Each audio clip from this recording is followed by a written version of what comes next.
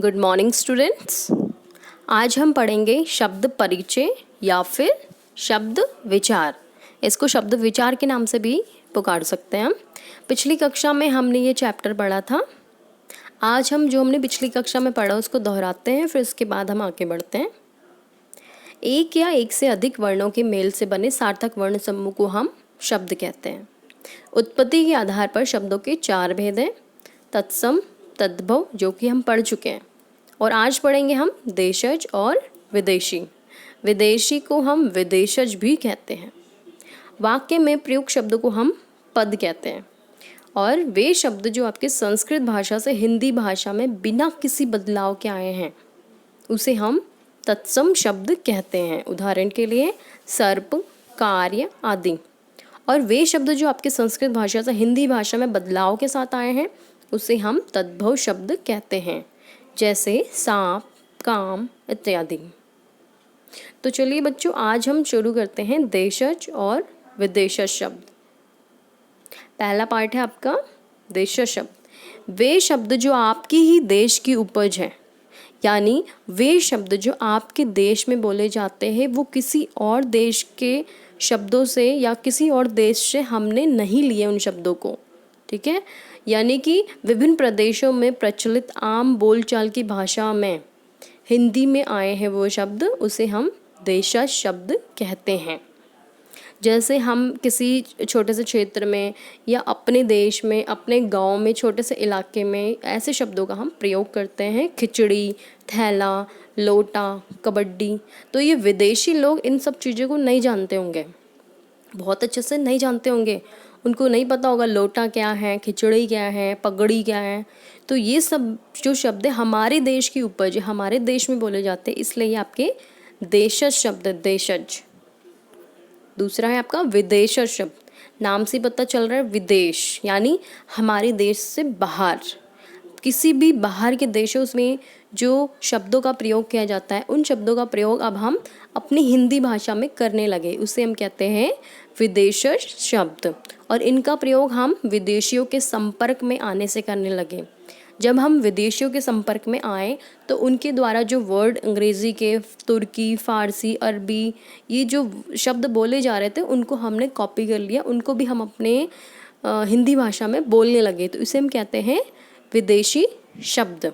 उदाहरण के लिए अभी देखिए, डॉक्टर, नमक, औरत, चाकू, चाय, साबुन इत्यादि।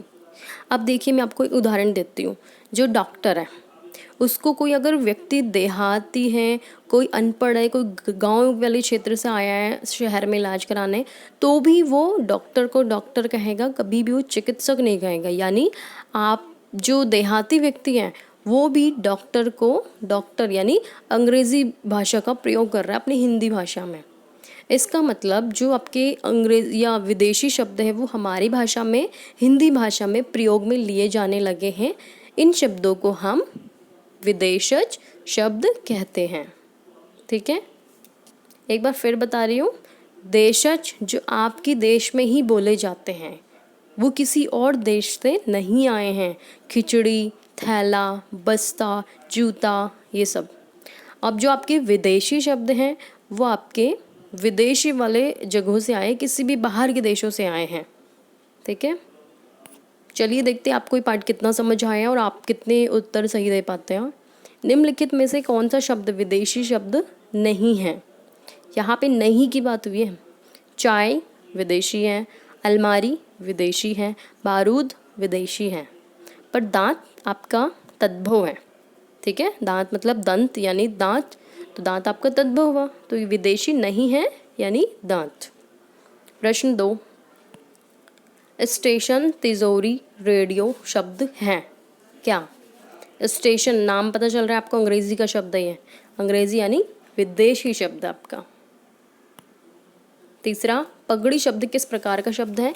पगड़ी आपकी देश में ही बोला जाता है, हिंदुस्तान में पगड़ी का प्रयोग करते हैं, शादी ब्याह के टाइम पे पगड़ी पहनते हैं ठीक है, तो ये आपका पगड़ी शब्द जो है आपके देश में बोला जा रहा है, इसलिए देशज शब्द है। अगला प्रश्न, वे शब्द जो हमारे देश की ही उपज है, किसी और देश से ये शब्द नहीं आए हैं, उन्हें हम कहते हैं देशज या विदेशज, आप बताइए। तो सही उत्तर होगा आपका देशज, क्योंकि आपकी यहाँ पे बोला गया बिल्कुल डायरेक्ट कि आपके ही देश की उपज है, किसी और देश से नहीं आए हैं, तो उत्तर रहेगा आपका देशज।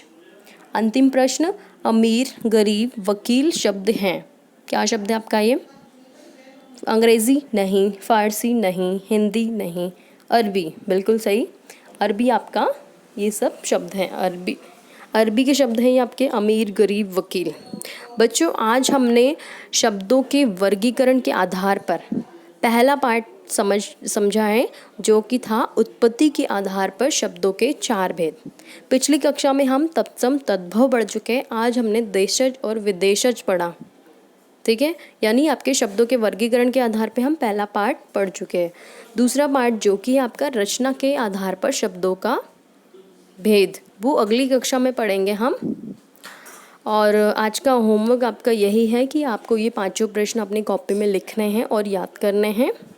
अगली कक्षा में हम मिलते हैं रचना के आधार पर शब्दों के भेदों के साथ। तब तक के लिए धन्यवाद।